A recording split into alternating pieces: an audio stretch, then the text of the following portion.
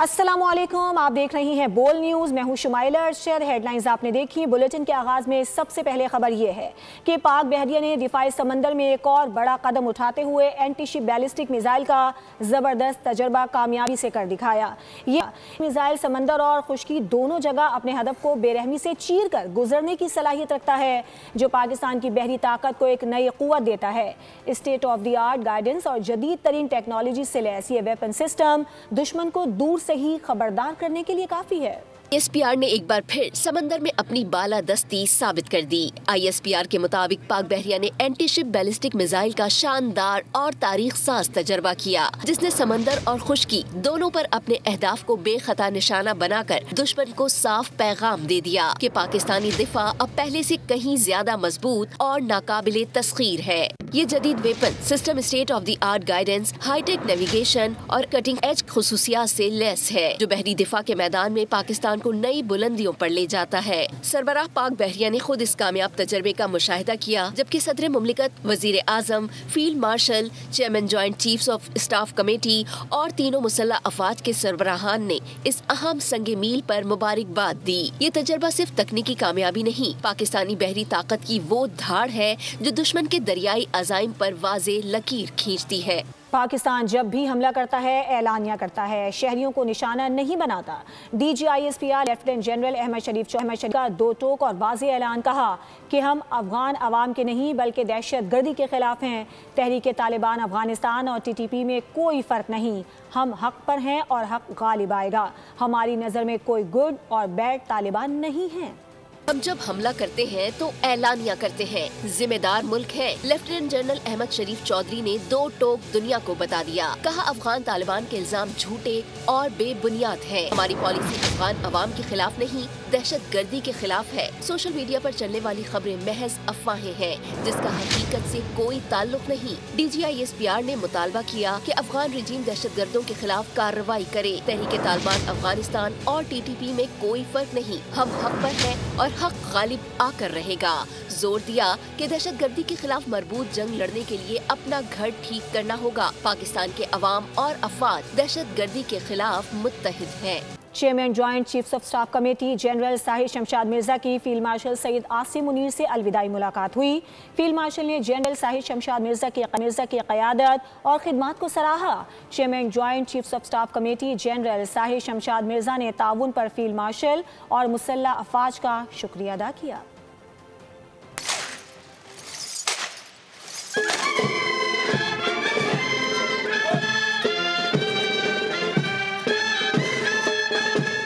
Chairman joint chief of staff committee की बेमिसाल क़यादत और मुसल्लह अफवाज के लिए खिदमात को खिराजे तहसीन पेश। जनरल साहिर शमशाद मिर्जा ने फील्ड मार्शल सैयद आसिम मुनीर से अलविदाई मुलाकात की। फील्ड मार्शल सैयद आसिम मुनीर ने इलाकाई इस्तेहकाम और मिलिट्री डिप्लोमेसी में जनरल साहिर शमशाद मिर्जा के किरदार की तारीफ की। जनरल साहिर शमशाद मिर्जा की स्ट्रेटेजिक दूरअंदेशी और अफवाज पाकिस्तान के लिए खिदमात को सराहा। जनरल साहिर शमशाद मिर्जा ने अपने दौर में दिए गए ताउन और हिमायत पर फील्ड मार्शल और मुसल्लह अफवाज का शुक्रिया अदा किया। इससे कबल जनरल साहिर शमशाद मिर्जा ने GHQ में यादगारी शोहदा पर फूल रखे। पाक फौज के चाको चौबंद दस्ते ने उन्हें गार्ड ऑफ ऑनर पेश किया।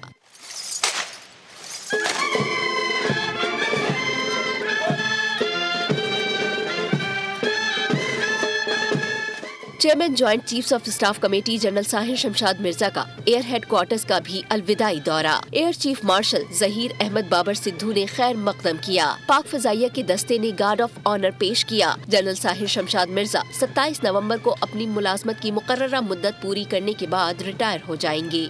इस्लामाबाद कचहरी खुदकुश हमले की मुकम्मल प्लानिंग अफगानिस्तान में तालिबान कमांडर्स ने की। हमले में मुलव्विस से गिरफ्तार दहशतगर्द के सनसनीखेज इंकशाफात। हमला कैसे किया, पकड़े गए दहशतगर्द साजिद उर्फ शीना ने बता दिया। कहा कि अफगानिस्तान में जाकर ट्रेनिंग हासिल की और फिर पाकिस्तान आ गया। पेशावर के कब्रिस्तान से खुदकुश जैकेट लेकर इस्लामाबाद पहुंचा। साबिक डीजे ISI फैज़ हमीद का कोर्ट मार्शल कानूनी और अदालती अमल का हिस्सा है। मामले पर क़यास आराइयों से गुरेज किया जाए। DG ISPR lieutenant general Ahmed Sharif Chaudhry की सहाफ़ियों से गैर रस्मी गुफ्तगू कहा कि जैसे ही इस मामले पर अमल दरामद होगा या उस पर कोई फैसला आएगा हम आगाह करेंगे। सरहद पार दहशतगर्दी इलाकाई इस्तेहकाम के लिए बड़ा खतरा है। पाकिस्तान का मकसद कशीदगी नहीं, अमन, ताउन और बाहमी एहतराम है। दहशतगर्दी के खिलाफ पाकिस्तान की कुर्बानियाँ 1 लाख से तजावुज कर गईं। स्पीकर कौमी असम्बली अयाज सादिक कहते हैं कि पाकिस्तान ने साबित कदमी दिखाई, 40 लाख से ज़ायद अफगान मुहाजिरीन की मेज़बानी की। अफगान मुहाजिरीन में बाज़ अनासिर ने दहशतगर्द नेटवर्क्स की मुआवनत की। Pakistan is improving does not mean that we've achieved what we have to. We should hold ourselves accountable what we do.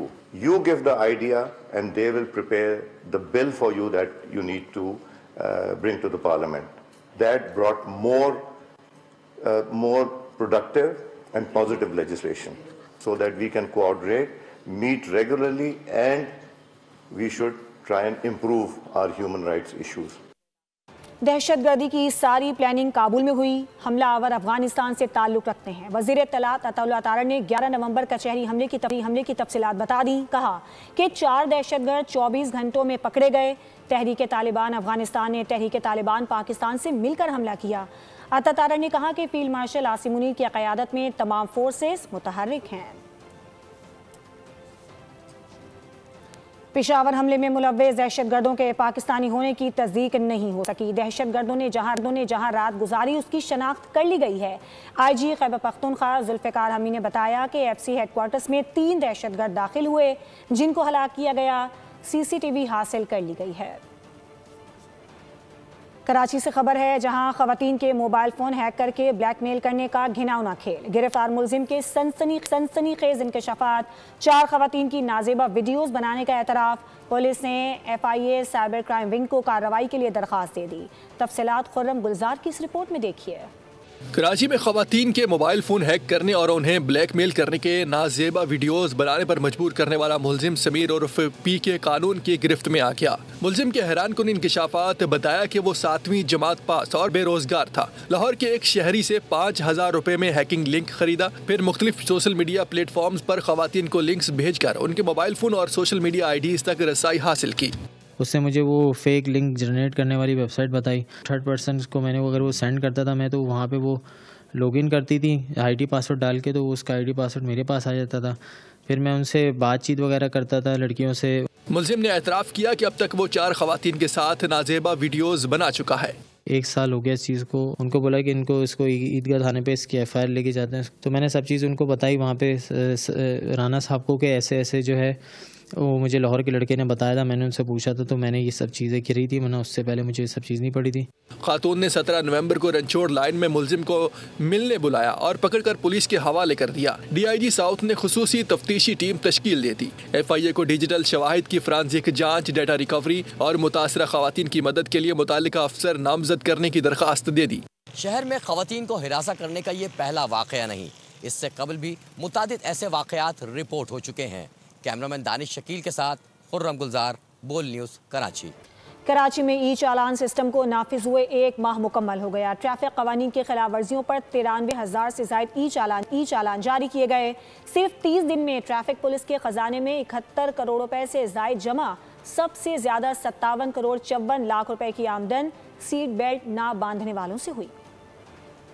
Karachi में ट्रैफिक कवानीन की खिलाफ वर्जी पर भारी भरकम जुर्माना, अवाम की जेबें खाली, धड़ाधड़ भरने लगा सरकारी खजाना। शहर कायद में 1 माह के दौरान 93,000 से जायद ई-चालान जारी। जुर्मानों की रकम 71 करोड़ रुपए से तजावुज कर गई। सबसे ज्यादा शामत सीट बेल्ट न बांधने वालों की आई। 57,541 ड्राइवर्स ने की 57 करोड़ 54 लाख रुपए की भरपाई। बगैर हेलमेट मोटरसाइकिल चलाने वालों के सर पर 11 करोड़ 11 लाख रुपए के जुर्माने आयद किए गए। तेज रफ्तारी भी पड़ी बहुत भारी। 2699 चालान जारी। सुर्ख बत्ती की खिलाफ वर्जी पर 3102, फैंसी नंबर प्लेट्स के इस्तेमाल पर 1278, जबकि टिंटेड ग्लासेस वाली गाड़ियों पर 1178 चालान जारी किए गए।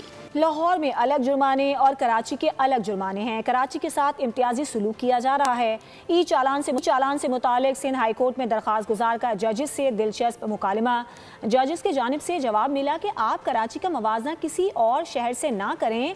इस्तफसार किया कि क्या कराची का किसी से मवाजना बनता है, जिस पर दरख्वास्त गुजार के वकील ने कहा कि बस मालिकान ने शिकायत की है कि हमें मुसाफिरों को उठाने नहीं देते, जिस पर जस्टिस अदनान इकबाल ने जवाब दिया कि हम भी इसी शहर के हैं, यहाँ ही रहते हैं, सब पता है। सिंध हाई कोर्ट ने ई चालान के खिलाफ हुक्म इम्तना देने की इस्तदा मुस्तरद कर दी। एक मुल्क एक शनाख्ती कार्ड, कानून दो क्यों?